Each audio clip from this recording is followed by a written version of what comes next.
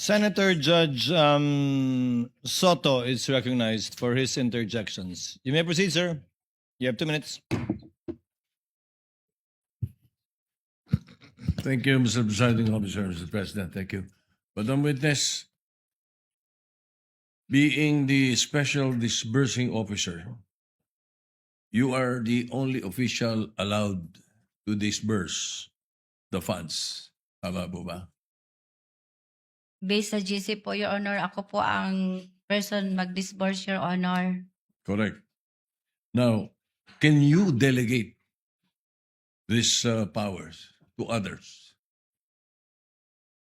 Gidisburse ko po ang confidential fund, Your Honor, sa aming security officer, Your Honor. Hindi, yung pagiging disbursement officer mo, are you allowed to delegate to others? Basta, Your Honor, ang aking pag-disburse, gidisburse ko po sa security officer, Your Honor. Yan po ang trabaho ko, Your Honor. Oh, so Gidisburse, therefore the answer is no.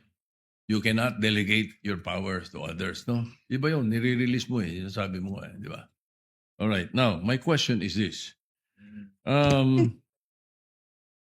Hindi ka pwedeng mag-delegate sa mga regional officers. Wala kayong regional officers, ano, sa OBP?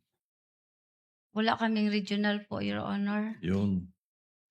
Kasi, in your utilization report submitted to Senate President Mig Subiri, you had 132 areas nationwide.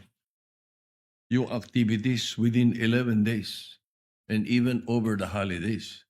So, kanino nyo dinelegate itong 132 areas na nag-distribute kayo? Kung hindi ka pwede mag-delegate ng power, ikaw lang mag-isa.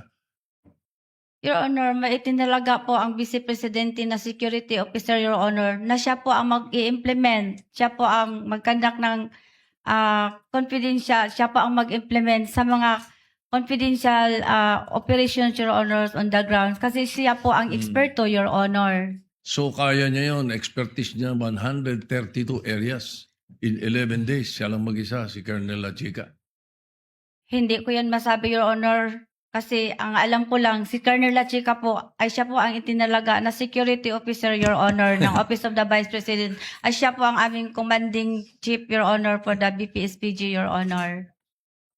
Ay, para, ayoko na marinig yung template, Mr. President. Thank you.